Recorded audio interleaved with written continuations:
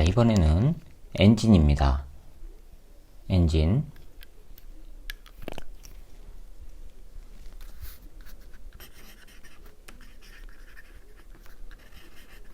자, 엔진입니다. 이 엔진은요, 열을 이용하는 것이죠. 그래서 카르노가 100% 효율 100%짜리 엔진이 존재할 수 있을까? 이상적인 엔진을 고안을 했단 말이에요. 그런데 실상에서는 일어나지 않아요. 이상적인 엔진이라는 거는요, 흡수한 에너지를 전부 일로 전환할 수 있다는 얘기예요. 그래서 이 이상적인 엔진에서는 가역 과정이 성립이 된다는 얘기예요. 흡수한 게 전환이 돼서 100% 전달이 된다는 얘기예요. 그러면 이 얘기는 다른 말로 얘기하면 낭비되는 에너지가 없다는 얘기고요. 근데 그거는 발생하지 않아요. 열이나 마찰, 소리 등의 에너지로 손실이 된단 말이에요. 자, 그럼 봅시다.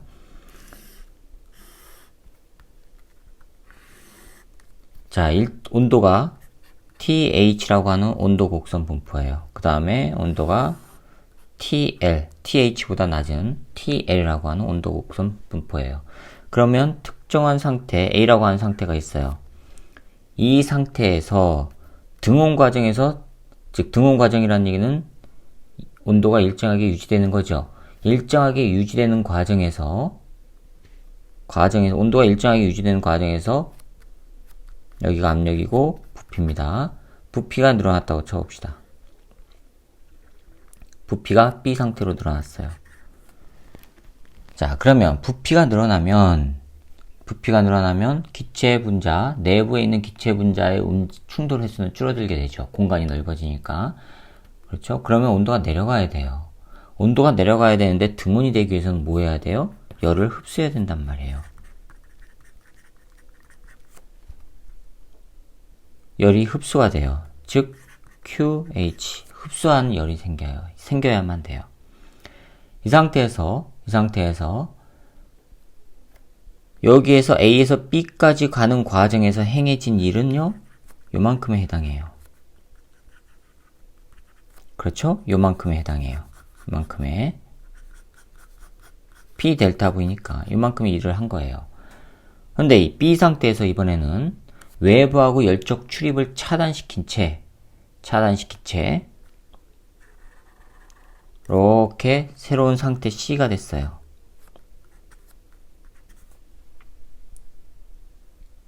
이게 바로 단열 과정이란 얘기예요. 단열. 요거는 등온 과정이죠. A에서 B로 되는 건 등온이고요. B에서 C로 되는 건 단열 과정이고요. 단열이에요. 외부로부터 열을 차단한 거죠. 그렇죠? 차단하면서 부피가 늘어났으니까 온도는 내려가야 되죠. 온도가 TH에서 TL로 내려간 거란 말이에요. 됐죠? 그럼 이 동안에 한 일은 또 요만큼이에요. 요만큼의 일을 했어요. 요만큼의 일을. 부피가 늘어났으니까. 그렇죠? 자, 이 상태에서 온도가 같은 온도 상태예요. TL, 요거는 이 상태에서 새로운 위치로 갔어요. 이렇게. 여기가 D예요. D점. 이 상태로 갔어요. 그럼 이거는 저절로 부피가 줄어들었죠. 그런데 부피가 저절로 줄어드는 경우는 없다 그랬죠. 뭐 해야 돼요? 일을 받아야 돼요. 외부로부터. 됐습니까? 그럼 뭐예요? 그게 외부로부터 압력이 증가했다는 얘기죠. 압력이 여기에서 이렇게 증가한 거예요. 요만큼. 압력이 증가했다는 얘기는 외부에서 눌렀다는 얘기죠. 외부에서 누르면 어떻게 돼요? 부피가 줄어들잖아요. 부피가 줄어들었단 말이에요. 그런데 온도는 일정해요. 온도가 일정해야 돼요. 근데 부피가 줄어들면 온도는 증가해야 되죠. 근데 온도가 일정해요. 그건 뭐 한 거예요? 손실이 됐다는 얘기죠.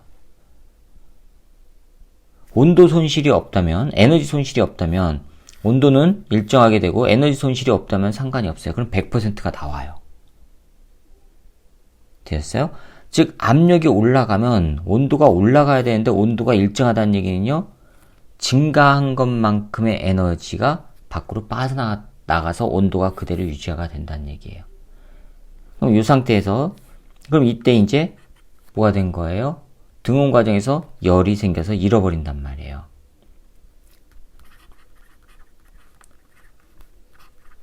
로스트가 생긴단 말이에요. 열이. 손실이 생긴단 말이에요. 이 과정에서.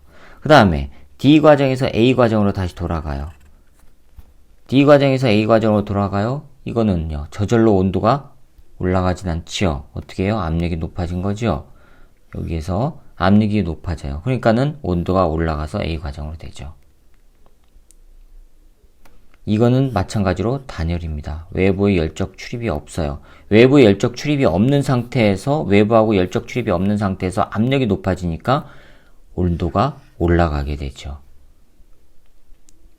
됐어요? 그럼 한 바퀴 사이클이 돌았어요. 손실이 없다면 다시 제자리로 오니까 100% 효율을 가져요. 그런데 흡수하고 단열 과정, 그 다음에 이 과정에서 C에서 D로 되는 과정에서 손실이 생기죠. 여기서 손실값이 생기니까 원래 상태로 돌아가지 못한단 말이에요. 저절로 100%짜리는 안 나온단 말이에요. 외부에서 공급해줘야지만 된다는 얘기예요. 되었어요? 자, 이게 이상적인 기체고 이상적인 기체는 존재하지 않는다는 표현이 동시에 나타나는 그래프예요. 이상적인 기관은 존재하지 않는다는 게 동시에 나타나는 그래프예요. 그러면 봅시다. 예를 들어서 여러분 이 책에도 나와 있는 냉장고예요. 냉장고의 온도가 차갑게 일정하게 유지가 돼야 돼요. 일정하게 냉장고에 있는 온도가 차갑게 유지되기 위해서는 어떻게 해요? 안에 있는 에너지를 계속 뽑아내야 돼요. 자, 우리는 앞에서 맨 처음에 닫혀진 공간 했습니다. 하나의 공간. 이렇게 연결되어 있는 또 다른 공간이고 했었죠? 근데 이 부분은 일단 생략하고요. 닫혀진 공간에 입자들이 있어요. 이 입자들이 서로 부딪혀요. 부딪히게 되면 뭐예요? 열이 발생한단 말이에요. 자유롭게 움직이니까. 기체들은 자유롭게 움직이니까 서로 부딪히면서 에너지가 발생을 해요. 열 에너지가 발생해요. 그놈이 밖으로 손실되지 않는다면 얘네들은 영원히 안에서 보존된 상태로 움직일 수가 있죠. 그런데 만약에 그놈이 밖으로 손실된다면 이 입자들의 움직임은 점점점 둔해질 거예요. 그렇죠? 자, 그러면 입자들이 충돌해서 에너지가 발생을 한단 말이에요. 발생을 하게 되면 온도가 올라가요. 그게 정상이죠? 온도가 올라가요. 올라간 상태에서 이놈이 밖으로 손실되지 않는다면 온도가 올라가니까 다시 또 입자들은 충돌이 일어나요. 계속 끊임없이 움직일 수가 있어요. 왜요? 입자들이 움직이고 나면 자기가 가지고 있는 에너지는 줄어들어야 되죠. 그렇죠? 줄어든 만큼 외부에다 방출하니까 이 외부의 온도는 올라가요. 그 올라간 온도가 다시 입자에게 공급해주니까 입자의 움직임은 다시 또 활발해져요. 그러니까 끊임없이 반복하면서 내부는 보존이 될 거란 말이에요. 되셨어요? 그럼 내부가 온도가 올라가고 입자가 움직이고 그럼 온도가 올라가요. 그럼 올라간 온도를 만약에 제거할 수 있다면 입자들이 가지고 있는 에너지는 줄어들니까 어떻게 해야 돼요? 요거를 제거하면 입자들의 움직임은 둔해지겠죠. 그렇죠? 자, 그걸 이용한 게 바로 냉장고 원리예요. 열원이 높은 곳이 있고요. 우리 책에선 TH라고 했죠? 열원이 낮은 곳이 있어요.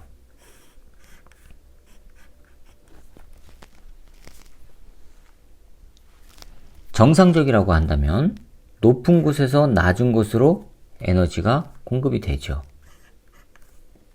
그렇죠? 자, 높은 곳 이쪽을 QH라고 하고요. QH'이라고 했죠. 우리 책에는 이놈이 낮은 곳으로 가요. 낮은 곳에 열원 QL'이라고 할게요. 이 과정에서 일을 한단 말이에요. W. 일을 한단 말이에요.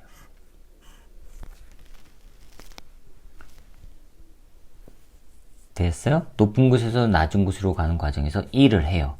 즉 앞선 그림에서 따진다면 요거예요. 이렇게 돼서 일을 해요.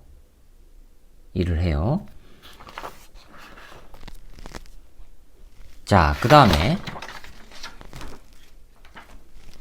요 행해진 일. 그럼 온도가 내려가죠. 근데 문제는 우리는 뭐예요? 이 낮은 곳에 있는 곳에서부터 에너지를 빼앗아야 된단 말이에요. 그런데 연력학 제2 법칙에 의하면 에너지는 높은 곳에서 낮은 곳으로 흘러요. 높은 곳에서 낮은 곳으로 흐르지 낮은 곳에서 저절로 높은 곳으로 흘러가질 않죠. 그러면 낮은 곳에서 높은 곳으로 흘러가게 하기 위해서는 뭐예요? 여기서부터 에너지를 빼앗아야 돼요. 빼앗기 위해서는 저절로 빼앗지 못하니까 요 2를 가지고 빼앗는단 말이에요. 이 2를 가지고 빼앗아요. 빼앗으면은 그 빼앗긴 에너지가 높은 곳으로 전달돼서 나가는 거예요. 그럼 여기는 온도를 빼앗기니까 뭐 한 거예요? 온도가 내려가야 되죠.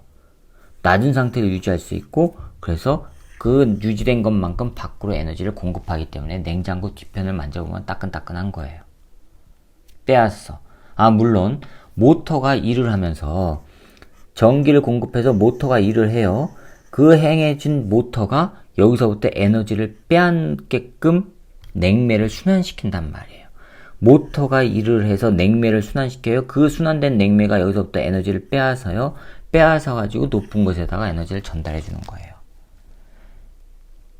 자, 그러면 모터가 일을 했죠. 모터가 일을 했어요. 일을 해서 냉매를 순환시켰어요. 냉매를 순환시키면 그 순환된 냉매가 여기서 에너지를 빼앗아요. 근데 빼앗을 수 있는 에너지는 얘가 가해준 에너지가 최대값이란 말이에요. 가해준 에너지만큼 최대로 뽑아낼 수 있단 말이에요. 그럼 뽑아낸 게 여기에서 일해준 것만큼 얘가 모터가 일을 받아서 냉매가 일을 받아서 여기서 에너지를 빼앗으니까 이 냉매가 빼앗을 수 있는 에너지는 지가 공급받은 에너지의 값이란 말이에요. 그렇죠? 그러면 이거는요, 빼앗을 수 있는 에너지는요, 외부로부터 받은 2를 넘어갈 수가 없다는 얘기죠. 최대치를 넘어갈 수가 없어요. 그래서 모터가 해준 일을 넘어갈 수가 없는데 모터가 일을 해주면 자체적으로 또 외부로 손실되는 에너지가 있죠. 그래서 이때 발생한 이거 낮은 곳에서 높은 곳으로 해주는 에너지를 전달해주는 그 역할에 해당하는 일은 외부로부터 또 공급받은 일보다 높을 수가 없어요. 항상 작단 말이에요. 왜요? 손실되는 값이 있으니까. 되셨어요? 그래서 100% 효율에 해당하는 냉장고는 또 나올 수가 없다는 거예요.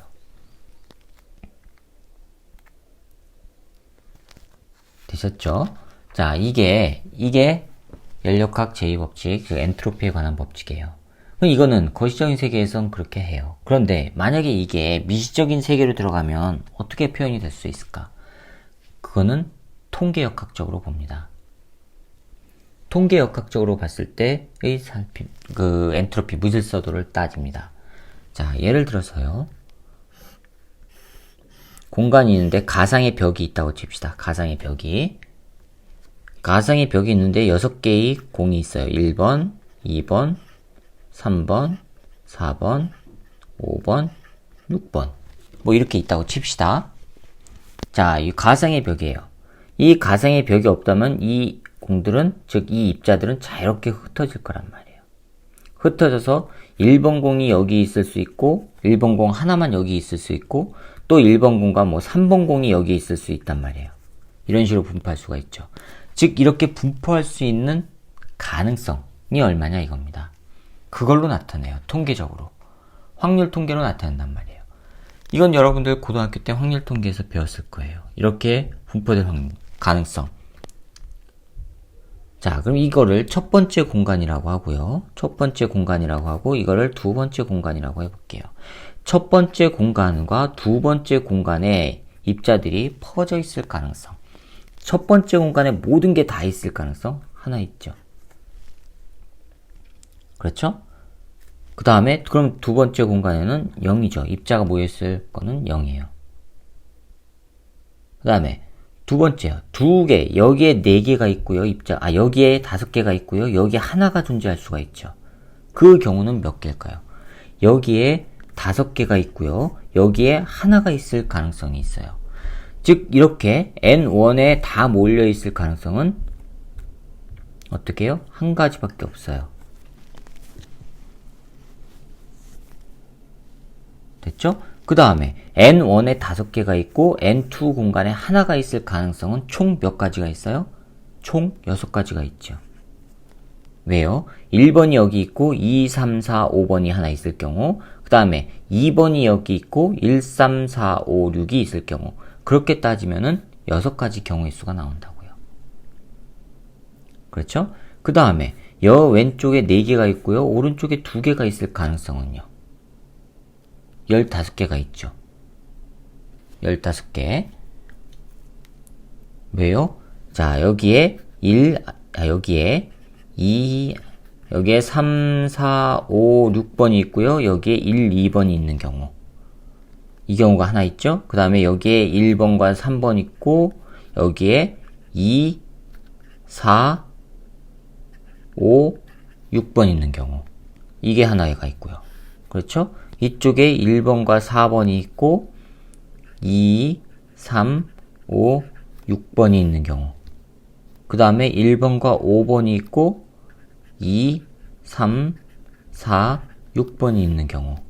여기에 1번과 6번이 있고 2, 3, 4, 5번이 있는 경우. 이렇게 나오죠. 자, 이렇게 경우의 수를 다 따지면 이게 15가지가 나와요. 그 다음에 여기에 3개 있고 여기에 3개 동등하게 있을 경우. 이 경우에는 20가지가 나와요. 20가지가. 그 다음에 여기에 2개가 있고요. 여기에 4개가 있는 경우 마찬가지죠. 그러면 15가지가 나와요. 요거. 그 다음에 여기에 하나가 있고요. 여기에 5개가 있는 경우 이게 6가지 경우의 수가 나오고, 여기 하나도 없고 오른쪽에만 6가지가 다 모여 있는 경우 1가지 나오죠. 그럼 이렇게 경우의 수를 다 따지면 골치 아프죠? 그래서 이걸 어떻게 해요? 팩토리얼로 하면 되죠. 즉 경우의 수 EW를 구하는 게 바로 뭐예요? W는 왼쪽에 있을 가능성 n 팩토리얼, 오른쪽에 있을 가능성 팩토리얼 분의 전체 개수 팩토리얼. 전체 개수는 6개죠? 그럼 6 팩토리얼. 6 팩토리얼 나누기 왼쪽에 있는 거 하나지요. 6개가 왼쪽에 다 있죠? 6 팩토리얼. 오른쪽에는 몇 개 있어요? 0이죠? 0. 0. 이거 하나가 아니라 6개입니다. 미안합니다. 6개. 6개입니다. 개수를 따지니까 6개입니다. 이거 0. 이거는 하나가 맞죠? 그 다음에 요게 0이고 이게 6개. 여기 6개가 다 있을 확률. 6 팩토리얼, 그 다음에 0 팩토리얼. 이거 하면 1 나오죠? 그쵸? 이거는요. 왼쪽에 5개, 오른쪽에 하나. 그러면은 뭐예요? 전체 6 팩토리얼, 왼쪽에 5개니까 5 팩토리얼, 오른쪽에 1 팩토리얼. 이거 하면 6 나오죠. 그 다음에 요거는요. 전체 6 팩토리얼, 왼쪽에 4 팩토리얼, 오른쪽에 2 팩토리얼. 하니까 6, 5 남고, 그러면 3, 5, 15 나오죠. 그렇죠? 그 다음에 3, 3 하면은요. 6 팩토리얼, 3 팩토리얼, 3 팩토리얼. 이거 하면 뭐가 나와요? 20 나와요. 그 다음에 마찬가지로 2, 4는 요거랑 똑같으니까 15 나오고, 1, 5는 6 나오고, 0, 6은 1 나오고. 그래서 이렇게 나온다고요. 1, 6, 15, 20. 요거가 그렇게 나온단 말이에요. 되었어요? 이게 가능성이에요. 가능성. 이 가능성 가지고 통계학적으로 나타나는 그 엔트로피는 바로 뭐냐? 볼츠만 상수 곱하기 ln W로 나타냅니다. 이 식은 분자생물학이나 생물물리학 또는 화학에서 다루어지는 식이죠.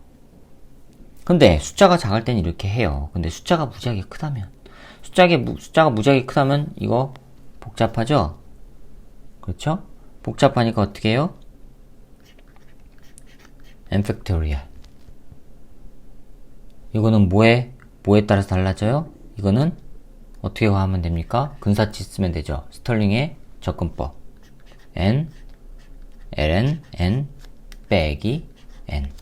요거 쓰면 된단 말이에요. 접근법을. 근사치. 자, 이건 수학 시간에 배우셨을 겁니다. 이걸 이용하는 거예요.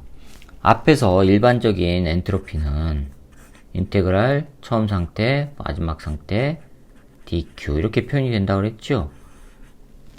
그렇죠? 근데 미시적인 세계에서 거시적으로 표현하기 위해서는 미시적인 입자들을 가지고 거시적으로 표현하기 위해서는 이 방법을 써요.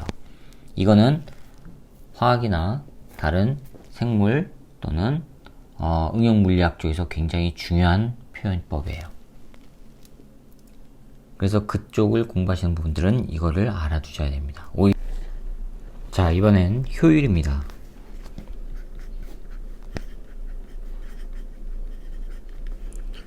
자, 효율이에요.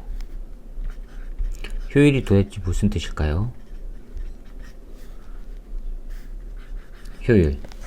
이 효율이라는 거는 공급한 에너지에 대해서 얻어낸 효과를 비율적으로 나타내는 걸 말해요. 그러니까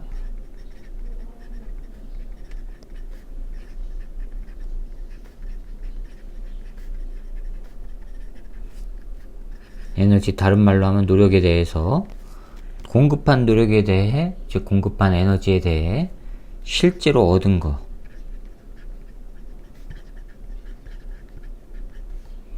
얻어진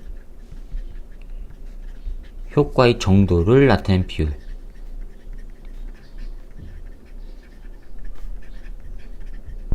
이걸 효율이라고 해요. 얻어진 효과, 우리가 말하는 일이죠. 1, W. 그렇죠? 우리가 공급한 에너지를 가지고 얼마만큼 일을 했느냐, 그 비율값, 그게 효율이에요.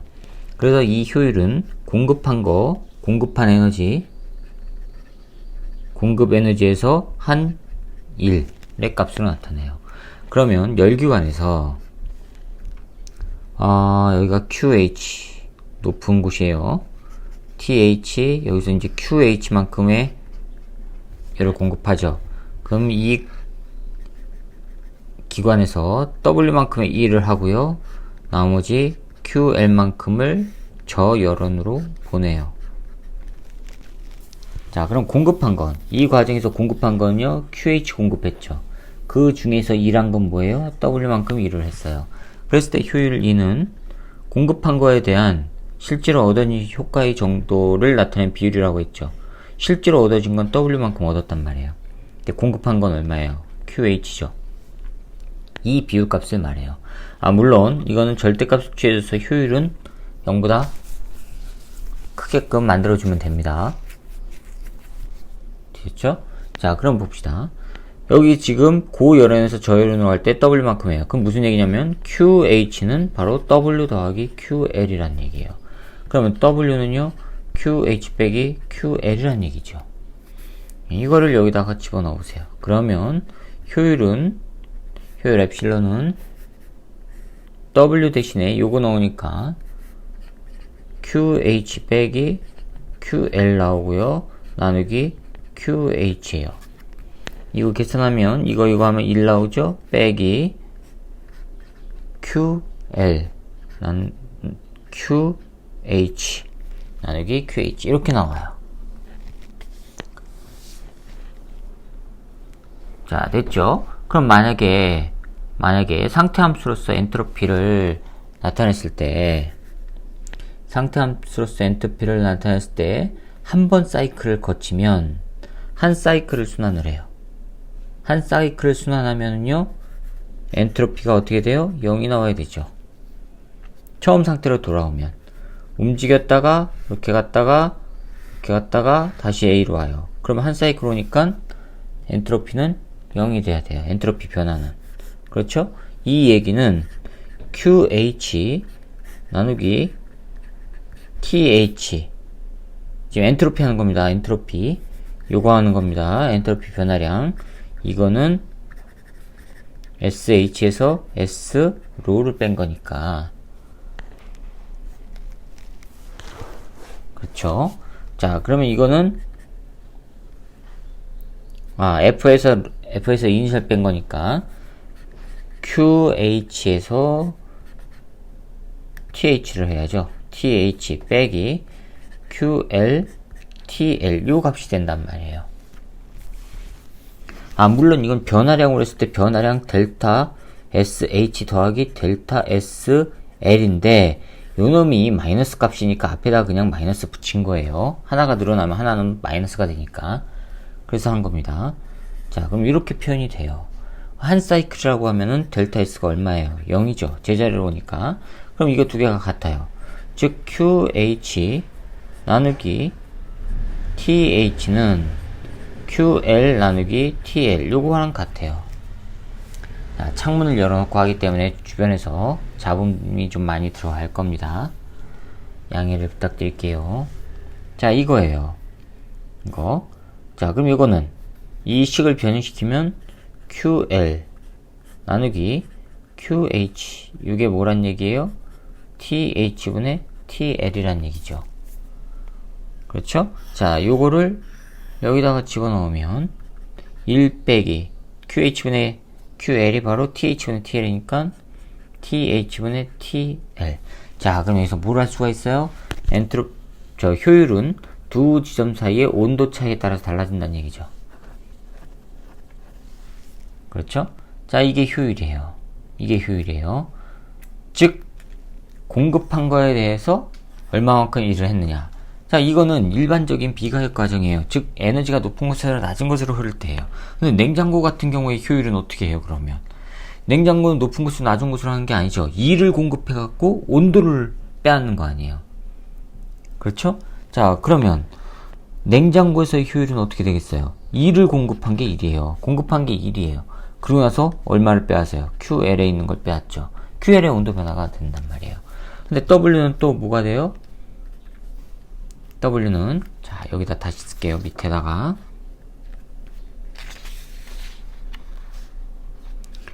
냉장고 같은 경우는 일을 해줘가지고 하는 거란 말이에요. 외부에서 에너지 줘가지고 일을 하는 게 아니라 일을 해줘서 결과물을 얻는 거란 말이에요. 자, 그러면 냉장고의 효율 같은 경우는 공급한 게 바로 1이에요. 1. W. 일을 해줄 수도 있고 받을 수도 있고, 그래서 절대값 취했어요. 어디에다가요? QL에다가. 이렇게 나온단 말이에요. 근데 W 이퀄 QH 빼기 QL이죠. 그러면 QH 빼기 QL 이거 분의 QL이 나와요. 그렇죠? 됐죠?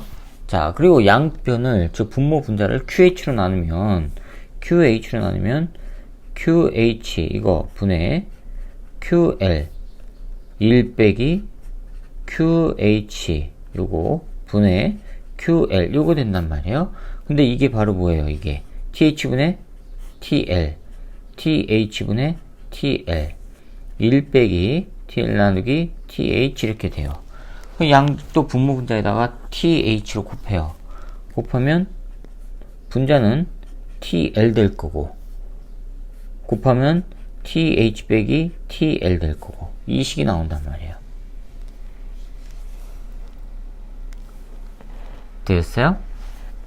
자, 냉장고 같은 경우에 효율이 이렇게 나온다는 얘기입니다. 그래서 여기서 이제 알아두셔야 하는 건, 효율이라는 건 뭐라 그랬어요? 공급한 거에 대해서 얻어낸 효과의 정도를 나타내는 비율값이라고 했어요. 공급한 에너지에 대해서. 자, 그러면 이거는 연력학 제2법칙의 에너지 흐름과 관련된 거라 그랬죠. 즉 에너지는 높은 곳에서 낮은 곳으로 흐르니까 높은 곳에서 낮은 곳으로 흘러가는 동안에 행해진 일, 그게 효율이에요. 일반적인 효율이에요. 그런데 냉장고 같은 경우는요, 거꾸로죠. 그렇죠? 공급한 에너지가 아니라 일을 해줘가지고 에너지를 빼앗는 거죠. 그래서 이렇게 거꾸로 해준 겁니다. 공급한 게 1이에요, 1. 됐죠? 자, 이게 효율입니다. 이렇게 해서 챕터 20장에 대한 내용은 마치도록 하겠습니다. 이 챕터는 간단하게 끝날 수도 있는 단원이니까 딱 이 정도까지만 학습하시면 될 것 같습니다. 다음은 21장 보니까 쿨롱 법칙이네요. 자, 그러면 다음 영상에서 뵙도록 하겠습니다. 수고하셨습니다.